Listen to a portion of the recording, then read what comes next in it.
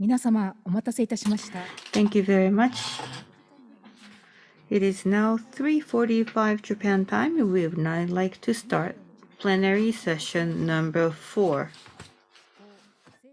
The Decisive Decade Towards Integrated Solutions to Climate, Biodiversity, and Other Planetary Challenges. First, allow me to introduce the panelists.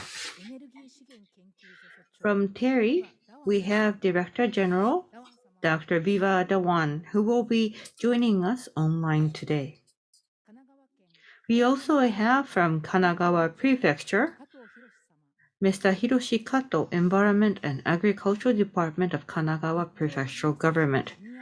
We also have Professor Kaori Fujita, Senior Deputy Editor of Nikkei ESG and Professor of Graduate School of Life Science, Tohoku University.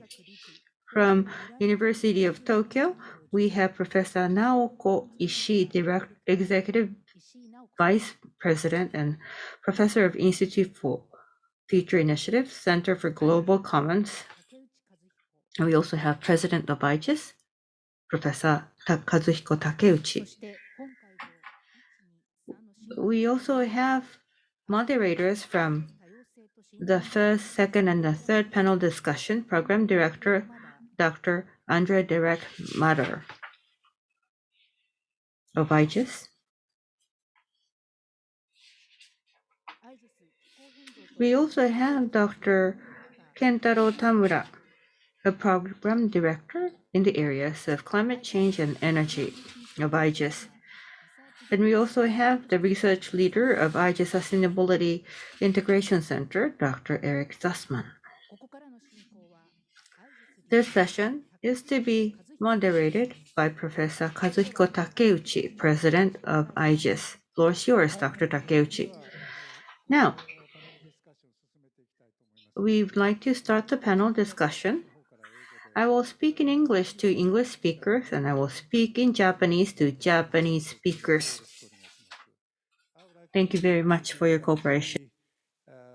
Moderators to make a report for the previous session.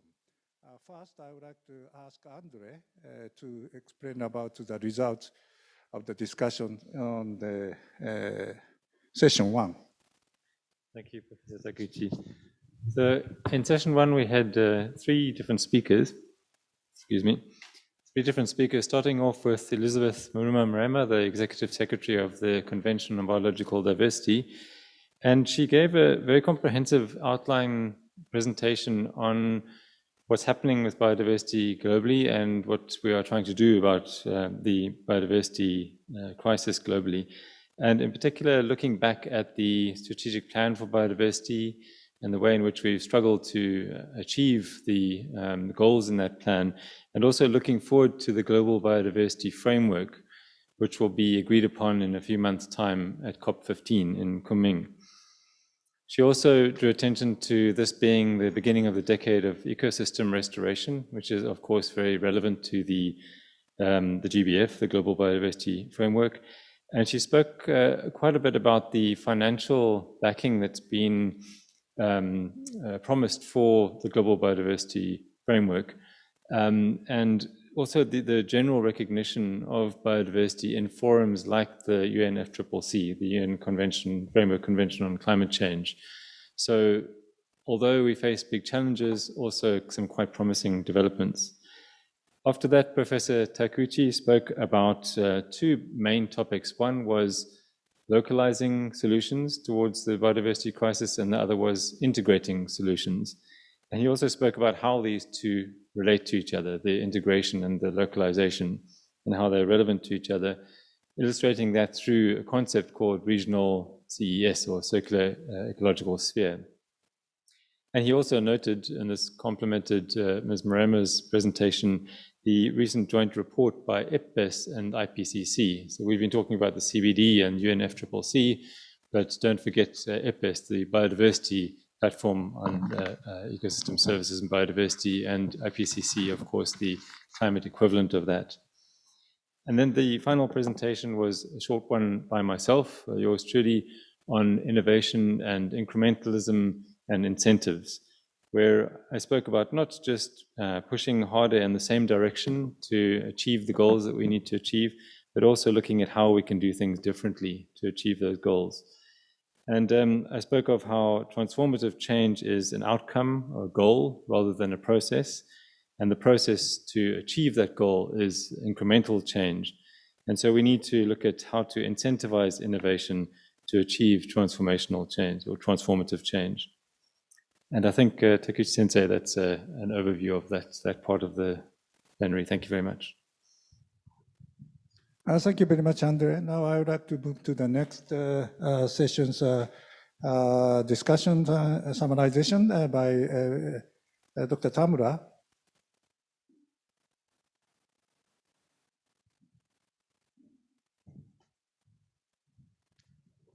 Okay, thank you very much. I'd like to report back what we discussed at the plenary session 2, decisive climate action in Asia in the decisive decade.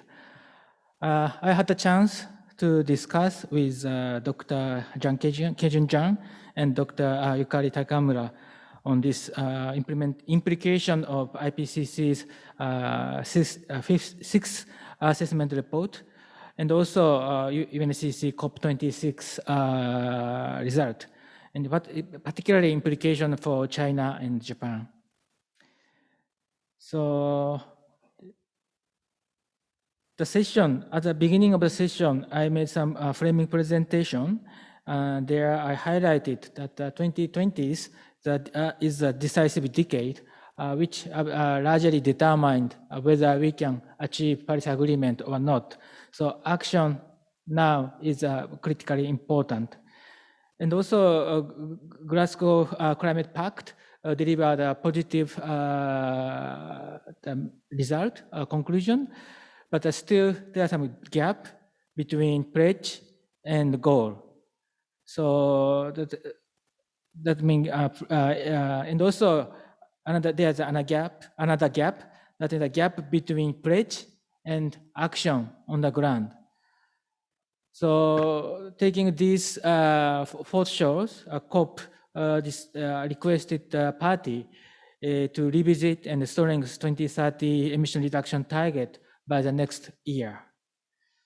So after that, we had actually I learned a lot from the two the speakers, and regarding some the key message, how the message of IPCC were received in the two countries. Basically, that both countries, the key message, I think, were actually sent clearly to the policy process. Especially in China, not only this time, but also since third assessment report, I think a long time ago, the Chinese government took seriously the message from this IPCC report. So this time again, this clear message that we are causing global warming is definitely taken by Chinese government. Similarly, for Japan, this clear message is very important to push forward to the government to take further action. But still, as I mentioned, still a gap between the pledge and action. So further, kind of effort required. And also, regarding the COP decision, which request party to revisit and strengthen 2030 target. So Dr. Jan mentioned also the long-term commitment are important. The what is critical is action that the countries are taking now and actually tomorrow, today and tomorrow.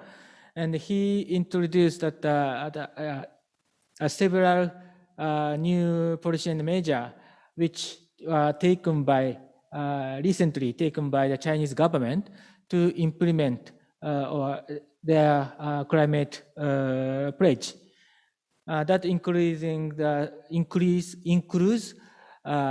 this grid system improvement and the off-peak and off-the-peak electricity price rule, and also cap on energy use in China.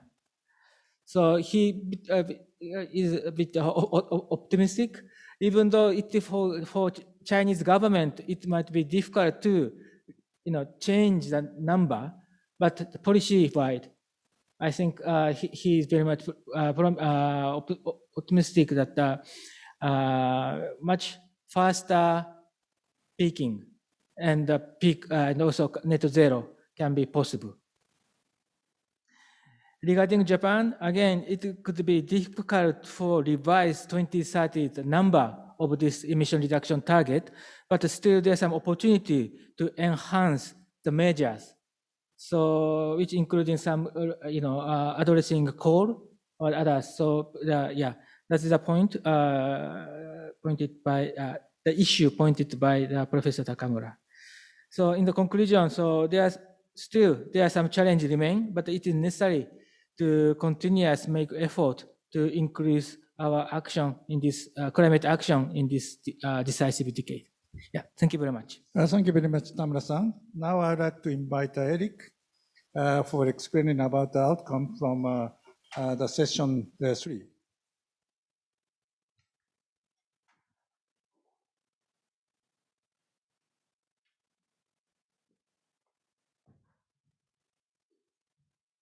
Thank you very much, Takeuchi-sensei. So my session was on how COVID-19 could accelerate progress on the SDGs and potentially enhance a post-2030 development agenda. And the discussion began with a framing presentation by myself.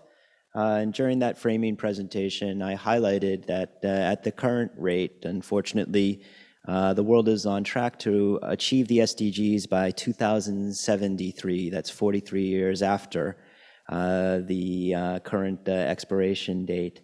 And so we need to accelerate progress. And unfortunately, COVID has slowed things down even further. But then I suggested that the COVID itself, while definitely a crisis, also offers an opportunity. And this opportunity comes, in the way that sort of an external shock to our systems allows us to introduce big reforms to our policies and our institutions. And then I presented what I call the triple R framework. This is a framework developed by IGES that suggests that policymakers should try to align their short-term responses with their medium-term recovery plans, with their longer-term redesign of their infrastructure and their institutions. And by aligning each of those elements, then we can take advantage of this window of opportunity from COVID to lead to a more sustainable future and hopefully put us back on a path to achieve the SDGs. From there, I highlighted some examples of how this type of small to short-term changes to longer-term transformations can happen. I pointed to the example of New York, which was the home of the creation of rap music, which of course we see as a transformative form of art today.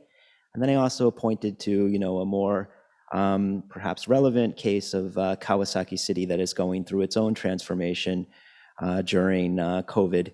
Will hopefully come out a more sustainable city through this process. And I concluded by thinking a little bit about the post-2030 development agenda. And in this context, I suggested that it's really important that the environmental issues do not get downplayed, do not get downgraded. And one of the issues that I think is incredibly relevant is this air pollution issue and how air pollution links in with climate change, health, and a broad set of other development concerns. And so we would like to see this one atmosphere approach featured in the post-2030 Sustainable Development Agenda. From there, we had a very fruitful discussion with our distinguished colleagues, Dr. Naoko Ishii and Dr. Johan Rockström.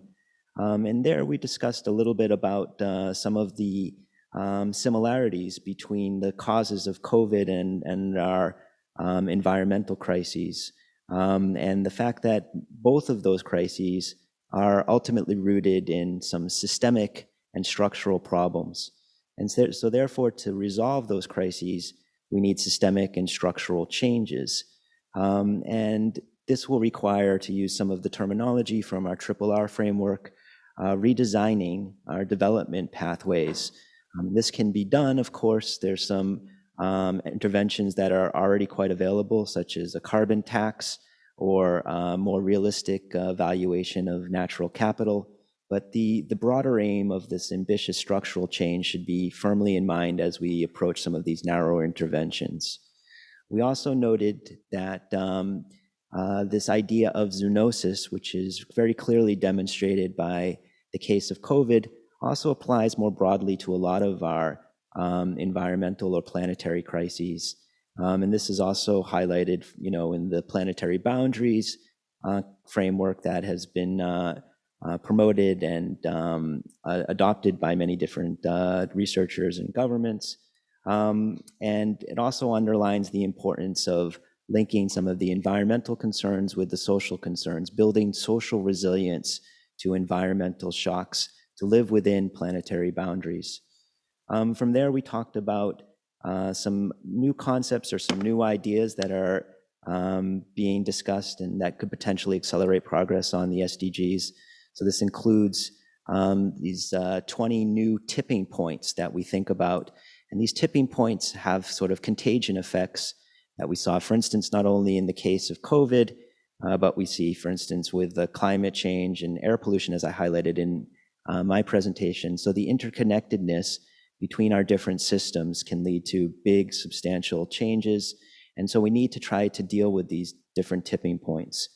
And then we talked a little bit about what we need to do as we think about the post-2030 agenda as we move towards a new sustainability agenda. I know we're 9 years away, but in this context, it was raised that it's very important to think about new types of governance mechanisms that reflect the reality of the current global commons. It was also important to think about the allocation of resources. In the context of COVID, it was noted, that governments have allocated trillions of dollars of resources while still arguing over, the allocations of $100 billion under the Glasgow Climate Pact. And so one of the key questions really is, how do we make sure that we allocate those resources in a way that will deliver on the sustainability agenda, but also creating some buffering for different social groups that might be adversely impacted by allocations of resources on environmental concerns. So creating this resilience and this buffering, again, is considered increasingly important for a just and sustainable transition. Thank you very much. Thank you very much, Eric. それでは次にパネリスト。 In that case, next, from our panelists, after listening to the introduction of the session contents, we'd like you to give us your thoughts and talk to us about your activities. First of all, I would like to ask Kato-san to speak. From the Environment and Agricultural Bureau of Kanagawa Prefectural Government. Yes, thank you for inviting me today. Thank you very much. And after listening to the relay talk, the next 10 years are going to be decisively important. And over the past 2 years or so, we too, in moving forward with our work, so we've had to respond to COVID-19. It's been a big headache, but it could be an opportunity for the next decade. That was very encouraging. And for a long time, as I was listening, what I felt was these global movements. So we, local governments, how can we contribute? As I was listening, that was what I was thinking. So should I speak over there? Make my presentation from over there? Okay.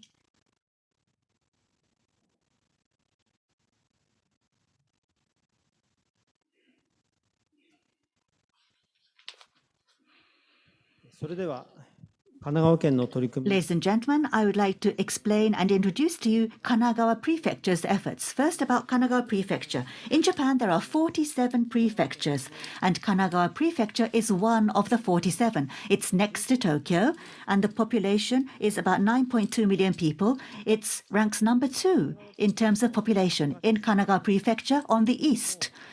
Earlier on, in the relay talk, you talked about Kawasaki City. That's in the east. And we also have Yokohama City. And these are industrial areas. And in the west, there's Hakone, which is quite famous, tourist spots with a lot of good, bountiful nature. So we have industry, we have a lot of that, and we have a lot of nature as well in Kanagawa Prefecture. And today, Kanagawa Prefecture is engaged in climate change and biodiversity and SDGs efforts, and I'd like to very briefly give you an explanation. In Japan, in each of the regions, based on their characteristics of the lands, they have climate actions. In Kanagawa, due to climate change, for example, in 2019, the 15th and 19th typhoons of 2019 have damaged many areas. So in 2019 November, we decided to achieve the decarbonized society by 2050. In COP25, we disseminated that information to the world, and in February 2020, we also declared emergency of climate in Kanagawa.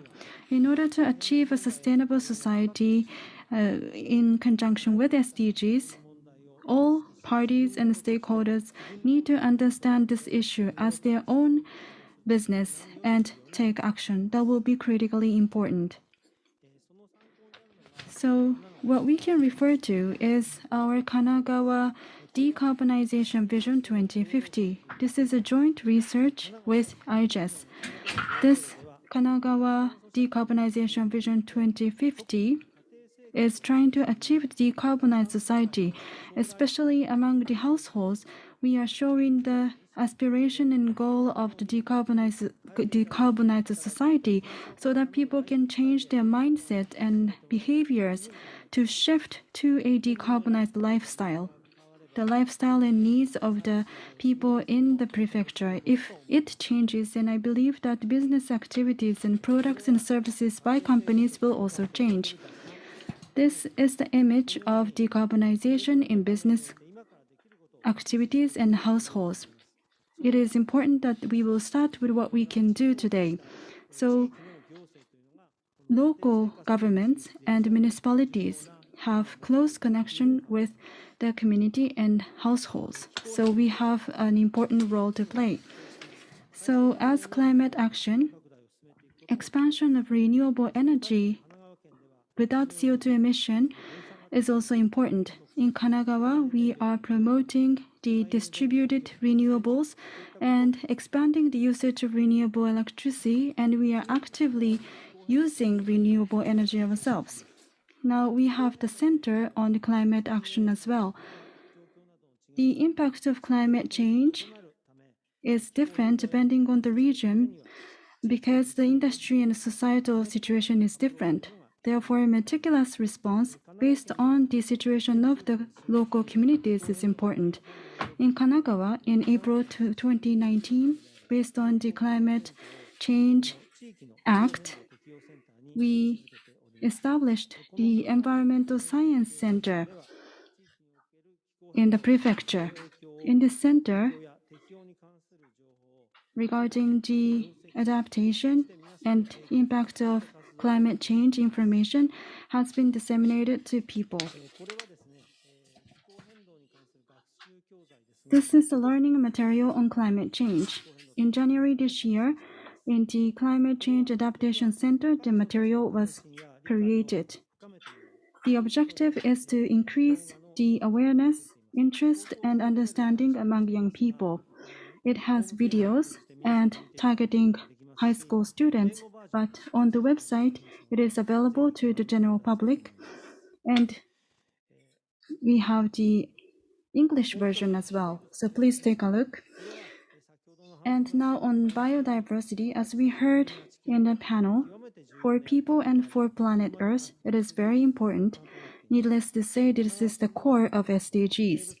In Kanagawa Prefecture, based on the Biodiversity Basic Act, in March 2016, we created Biodiversity Plan of Kanagawa Prefecture. And based on this plan, And based on the characteristics of regions in the prefecture, we are promoting conservation of biodiversity and raising awareness of the biodiversity among the people of the prefecture. Kanagawa is said to be the first prefecture to age in Japan. In order for people to live a fulfilling life, healthcare needs to be provided in full.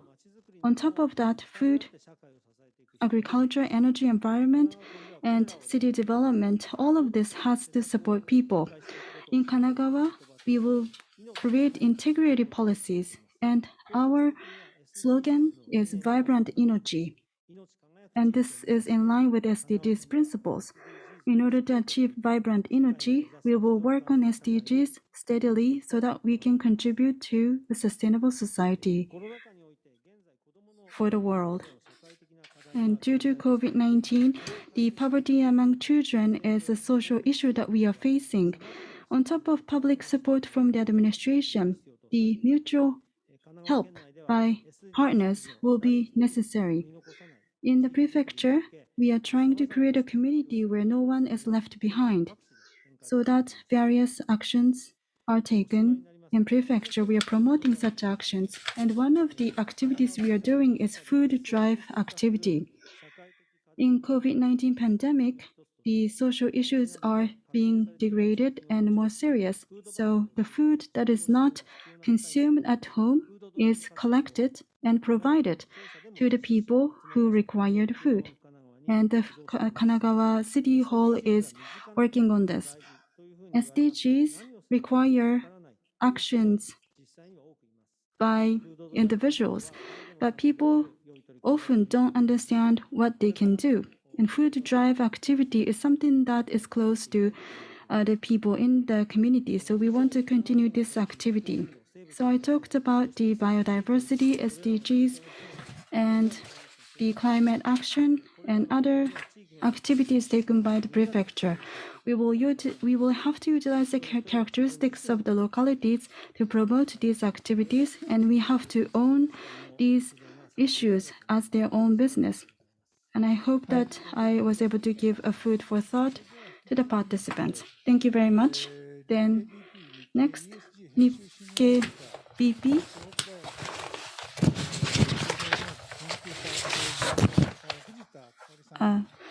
Professor Fujita, Senior Deputy Editor, Nikkei ESG, and Professor, Graduate School of Life Sciences, Tohoku University. The floor is yours.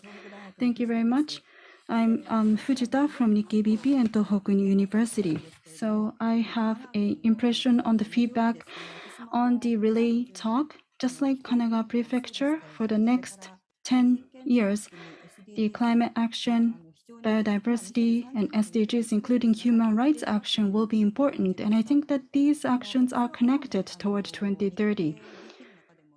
In Nikkei BP, I am focusing on companies and especially the management on life and biodiversity. And recently, the government and companies are, of course, working on carbon neutrality. But at the same time, nature positive is the term which was used in COP15 as well as in G7 and World Economic Forum. So people are trying to promote nature positive, which is coming up alongside carbon neutrality. And also the human rights awareness is important. So climate change, the biodiversity, and the human rights will have to be worked on in tandem. Some experts are saying that. So I think that we will talk about this later as well, but how can we work on this comprehensively? This is a global issue, yet we have to work on this on a local manner as well. So how can we do this? And how can we address these three issues at the same time? That will be the key. As I have been covering some of the companies, I have encountered some interesting cases, so I'd like to share with you a case of Apple. 2030 carbon neutrality has been declared by the company, And in order to achieve this, the CO2 emission reduction, for example, renewables and energy saving, can only contribute to 75% reduction. The remaining 25% reduction will come from afforestation or the equipment, the large-scale regeneration or conservation of nature. And by so doing, they will utilize carbon credit through carbon sink and contribute to the remaining 25%. In Kering, in France, Puma and Saint Laurent and Gucci are under this umbrella company. They will be contributing to regenerative agriculture. Nature fund has been established. So the ecosystem and CO2 emission reduction will be addressed at the same time. And financial institutions are changing rapidly as well. The Nature Regeneration Fund did not have large return, so the water fund or forest fund, they were not really fully established, but recently the Nature Recovery Impact Fund by HSBC in the UK was established. Hence, we are seeing much changes. And this trend with regard to climate change and biodiversity, you see, it is usually the case that the biodiversity is richer in developing countries, so the loss of it has a negative impact on their livelihood directly. There are different themes of SDGs, be it poverty, capacity building, or decent work. So all these are intricately related to one another. And I just shared with you the cases of Apple and TERI in France. But are there any other initiatives that can be driven by smaller companies with less funding, including SMEs? That is the question that we have to explore. And post-2020 biodiversity framework will be adopted at the next COP. And one of the things that will be adopted will be the idea of 30 by 30 to conserve 30% of nature on the land and in the ocean. That is likely to be most likely be adopted within the post-2020 framework. In order to achieve 30 by 30, the goal is not necessarily to increase the conservation area. What is needed is OECL or nature conservation working together with the private sector, and that is going to be factored into in promoting 30 by 30. That also means that corporate-owned forests, for example, or the afforestation initiatives can be counted so long as they pay due attention to the ecosystem services. And that will be counted against 30 by 30 initiatives. This will most likely contribute to the greening of the communities. And sustainable supply chain is a prerequisite for sustainable business operations for any business entities. Sustainable procurement policies and targets are being set by an increasing number of companies, and traceability is a concept that is being applied to a wider scope of their supply chains, including the farms that they use, or they're also trying to provide more support for farmers or farming communities. So these are the initiatives, for example, by KAO that are pushing such an initiative. So going forward, as the company face the need to face up the challenges of SDGs, climate change, and biodiversity, their challenges are going to be increasingly important. And transformative change is a prerequisite for companies to achieve these. Just paying closer attention to these challenges are not enough. How to comprehensively integrate all those measures and challenges and initiatives will only be more important going forward. Thank you very much for your attention. I would like to invite DG Vibha Dhawan of the Energy Resources Institute, so-called TERI. She has only 5 minutes before she leaves, and therefore I would like to ask you about the very brief explanation about your impression on the talk and what the TERI could contribute to the integrated solution in the decisive decade. Thank you.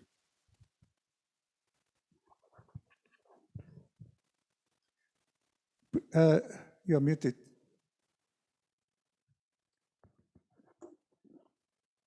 Okay. Can you hear me now? I can hear you. Thank you. Thank you very much for giving me this opportunity. And on behalf of TERI, we are, I should say, a very active player, whether it is COP, whether it is looking at biodiversity, and looking into the climate action, especially in the energy sector. Now, all the previous speakers, they have highlighted that we cannot do without taking action. And this time at COP or otherwise, it is very clear that we have no luxury of time left. We have to act now. One of the problems perhaps is that people don't realize or they don't appreciate. There is an impression that cleaner is expensive. Biodiversity conservation comes at the cost of productivity of land. And because of these impressions, we are where we are today. What we need to realize is that we need to have, while we are looking at globe as one, and it goes without saying, COVID has shown us that whatever happens in one area, that has impact on perhaps the entire globe. And same is true with climate change. When we talk of biodiversity and what we have done in the past, whether it is biodiversity in the forest or in agriculture, we have really shrunk in the past. But as I said, the action has to be taken on the location. It cannot be at the global level. What is important is to recognize, and that action is to be taken. And it goes without saying, the varieties of yesterday, even in agriculture crops, will not sail us through with the changed climate.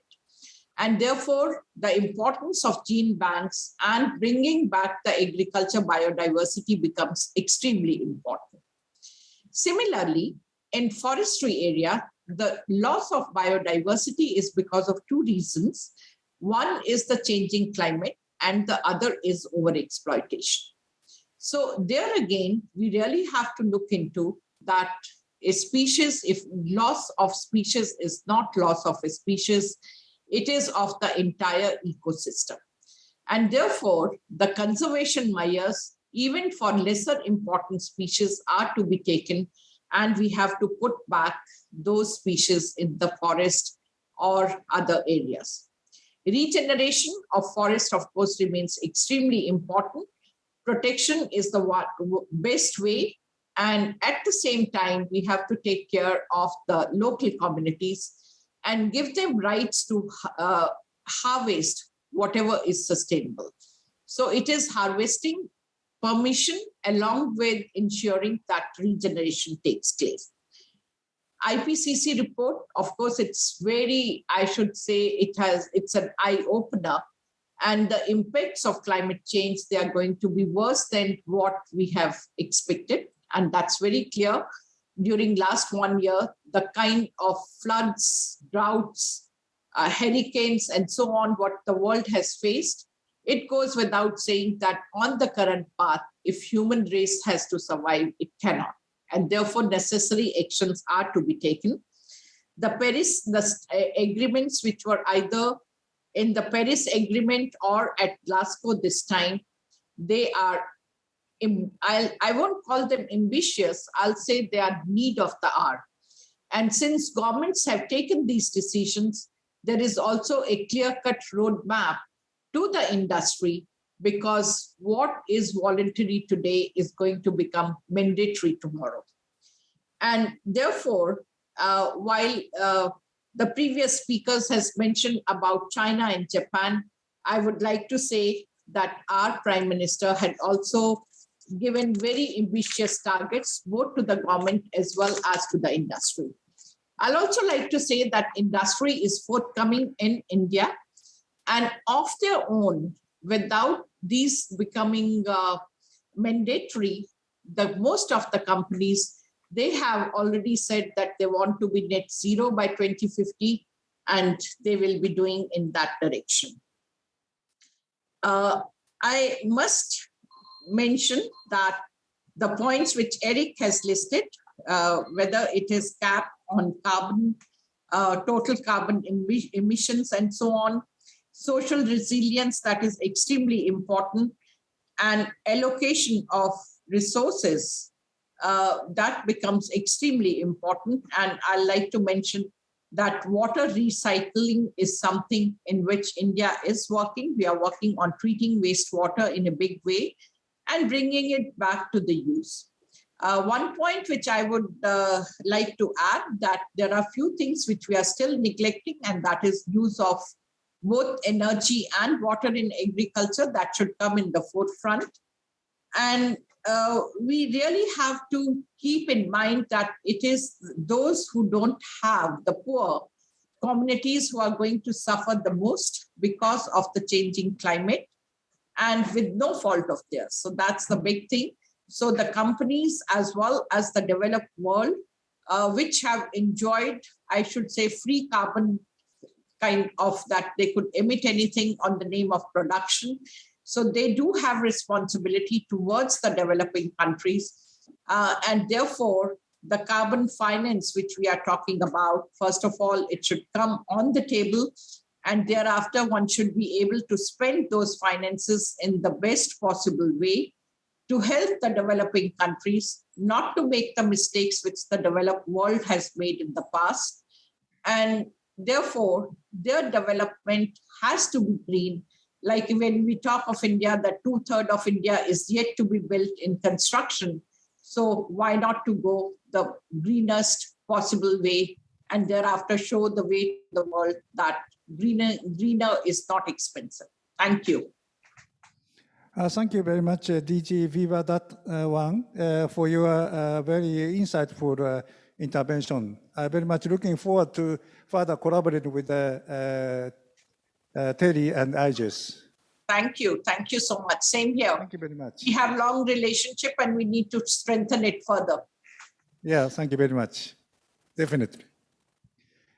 これからあと3人の And we have 3 more panelists that I would like to ask to speak, but we are starting to run out of time. So before, we had planned to ask you twice each, but now we'd like to ask you to summarize and make just one comment. And one is regarding integrated solutions. So targeting integrated solutions, what's your opinions? And the other is, today's theme is the decisive decade. So what should we do during this decisive decade? There are a variety of stakeholders, especially including the youth. So maybe you could give us a message for the youth. In that case, Kato-san, would you like to begin? In charge of the environment. Yes, thank you very much. First, regarding integrated solutions, our way of thinking is, today, as I was listening, what I felt was, all over the world, biodiversity is greatly valued. And actually, we too, including our local government, regarding climate change, we've been doing a lot of promotion, and we think that we do have much better understanding among our people, the Japanese people, and a person who says, I've never heard of global warming. I don't think those people exist anymore. But on the other hand, if it's regarding biodiversity, I think the understanding of biodiversity still has a long way to go. So many Japanese people talk about good insects, bad insects. That's the only way they look at insects. That's the level that they are at. So biodiversity is linked with a lot of things. This understanding, we as a local government to the people of our region, we are quite close to the residents, and we are the ones who need to keep them aware. And the other thing is, in the decisive decade, what should we do? Today, the theme that we discussed was, so these are mutually related. And this has once again become clear. Education, corporate activities, and the government activities. So the foundations of all of these is climate change, SDG, biodiversity. So these need to be mainstreamed, and we need to take that approach. And in that case, Professor Manabe, he won the Nobel Prize with the climate change forecasts. This kind of scientific approach is important. So these kinds of scientific approaches, through these approaches, we need to properly grasp the effects and impacts and move forward. And when we do that, in Japan, many local governments in their own region, so how much GHG is being emitted? So they do hold trial calculations of the GHG emissions. However, these are still in the early stages. So the central government should have the information provided to them and grasp the overall situation. And at the same time, the problem of climate change is extremely important, but in reality, so hold your breath and try hard. That's not realistic. And we need to engage in the three activities so that we can protect production activities. Japan has the 46% target, and local governments across Japan are wondering what they can do in each region. How can they contribute? We need to exchange information with the central government, and the local governments need to see this as their own problem. And I do hope that the young people, from that perspective, starting with them, this is my problem. We want the young people to have this understanding, and we will try to offer our support. That's all. Thank you. Next, Fujita-san, Senior Director, could we have your comments, please? Yes, thank you. From me, there are 4 points that I would like to point out. First, earlier on, I talked about the example of Apple, carbon neutral for so it's not biodiversity for reducing CO2. Biodiversity, we need to pay attention to it and decrease CO2. To do this, nature-based or science-based proper guarantees are necessary. It's not just for sinks. The forests and the fields should be rejuvenated. That's not meaningful. So, with biodiversity, recently, nature-based solutions and science-based SBT for nature. Internationally, this is starting to be established, so the scientists need to discuss properly. And with IPCC and IPS, there's the integrated report, and there, the scientific discussion, I have great expectations of this. And the second point is, financial institutions need to work harder. Integrated things to move things forward in an integrated way. What is sustainability that pays attention to biodiversity and climate change? So the financial world too needs to offer its support. And recently there are taxonomies. And what gives consideration to sustainability and not? This has already been categorized. So we need to properly discern this and properly have climate change measures that show consideration for biodiversity. That's the second point. And the third point is, earlier on, Professor Dhawan talked about this, but the problem of food. For biodiversity and climate change, it's related to both, and it's also quite close to home for the general public. The food supply chain emits CO2, and this is said to be 30% of all emissions, and the deforestation caused by agricultural activities is a big cause of deforestation. When we think about food, then this has to do with biodiversity, climate change, and all the others. So where does our food come from? By thinking about this, we can get a lot of different people involved and think about this. And the fourth and final point for the youth. I do hope that please don't face the wall and and look at the forest properly. So we should do wind generation or mega solar or solar energy or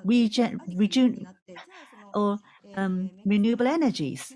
So when everyone does solar energy, what's going to happen to the scenic view for the local people, the region's culture, and also the scenic view?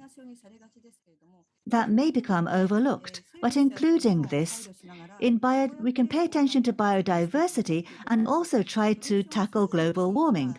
So the solutions in each area need to be thought of in each area. And as a central government, as the global Earth, we do have targets, but each town, so even if it becomes an SDG future town, if it goes only in the mega solar direction, then the town building or the ecosystem, is that going to be taken care of properly? Because the plans are going to be completely different. And the people who decide should be the local residents.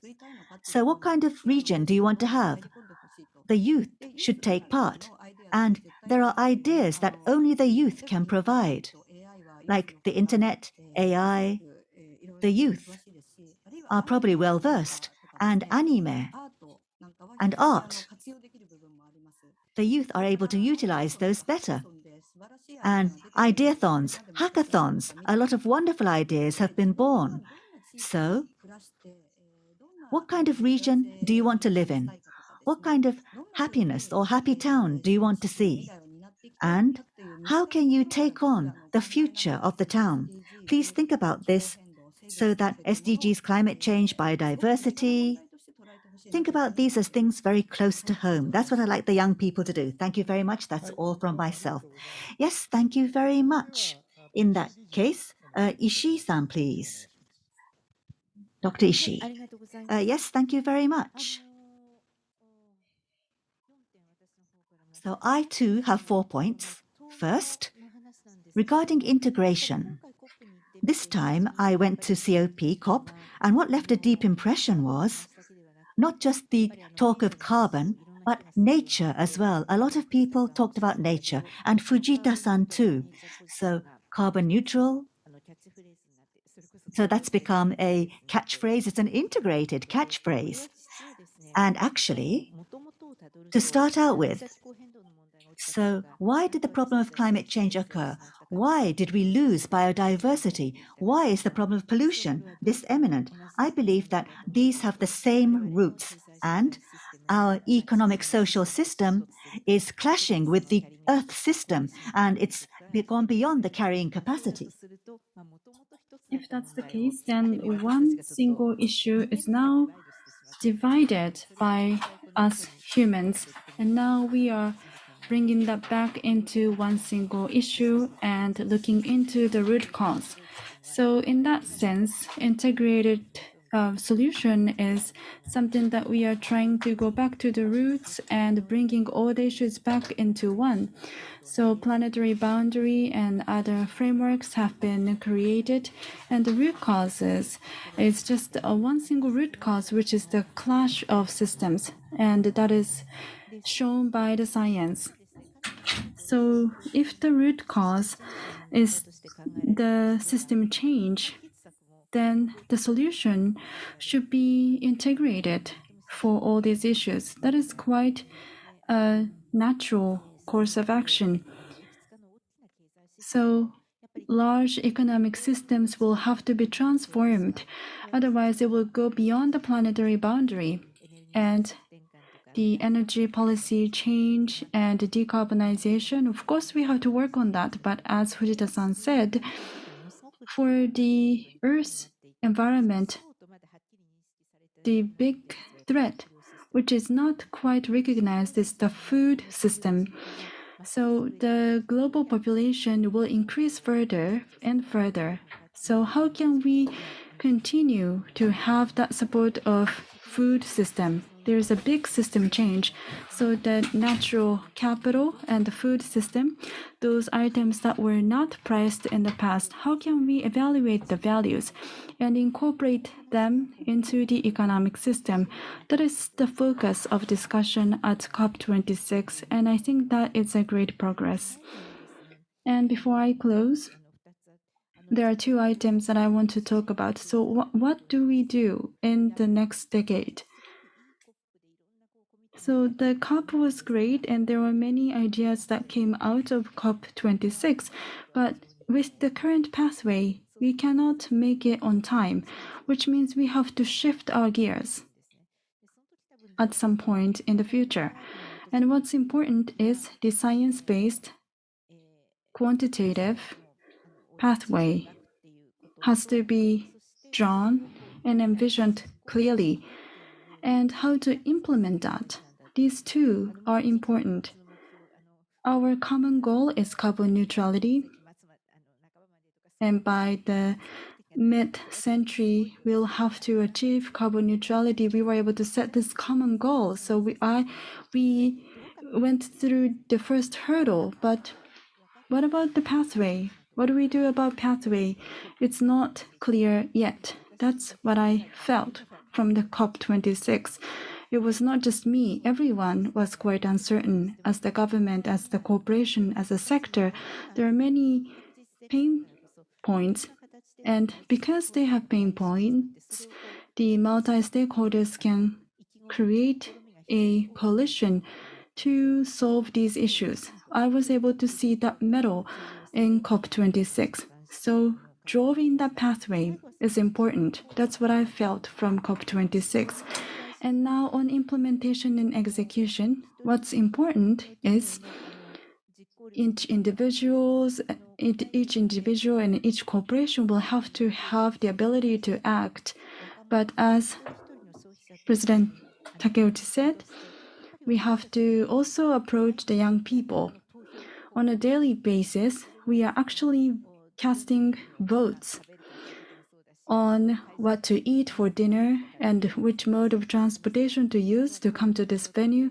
So through these actions and behaviors, we are voting, and we'll have to create a demand through the voting behaviors. And by creating the voting and demand, and then we will be able to change the value chain, and then we can create a pathway and accelerate that implementation. And if we are to do this, then we need good information, but good information is not readily available. If you go to a grocery store, you don't know how much carbon was emitted as a result of producing that good or service. So such information is not reaching the consumers. If the system for that is established, then I think that it will lead to system change for individuals. We only have 10 more years. We can't really make it on time. We are cornered. So by changing the systems, I think that individual system changes will lead to a large system change, and that's what we need. Thank you. Thank you very much. Thanks to your cooperation, we can complete this session on time. What I'd like to say is that this integrated approach was already there in the society, and then it was distributed or made into separate pieces, which are now brought in together. About 17 years ago, I wanted to create a sustainability fund, and together with Komiyama-san, I created the fund, and I have been the chief editor of the journal since then. So as we discussed, we need a mechanism to evaluate that kind of things properly. The chemistry or economics, these things are now being changed, but the sustainability science is a journal that we created, and that's what we need. We need to be able to evaluate them. So if BES and IPCC integrated report is the same, we are finally at this point. It was late, but we were still on time, barely on time. And another important thing is regarding conservation of diversity and climate action. It shouldn't put a limitation on the society. It needs to be human-centered and rich society. We have to show that these actions will contribute to creating such a society. That is the message that we need to emphasize. So to enrich the society, climate action and biodiversity conservation and SDGs will have to be addressed. And these items will have to be discussed more widely in the society. As for youth, I try to actively participate in youth meetings. In the past, we were trying to learn from the youth, but then recently we have been asking a lot of questions to young people about what they are doing. So these young people who will be shouldering the 21st century are the productive and active generation living in this century. So we shouldn't put the blame or responsibility on the young people. Rather, these young people will have to be able to be the engine of the bright future. And then we have to actively support them. That kind of stance is necessary. So I was not able to properly conclude and summarize the discussion, but my most important responsibility is to conclude the session on time. So I'd like to close the panel discussion. Thank you very much. Thank you very much, panelists and discussants. With this, plenary session number 4 is closed.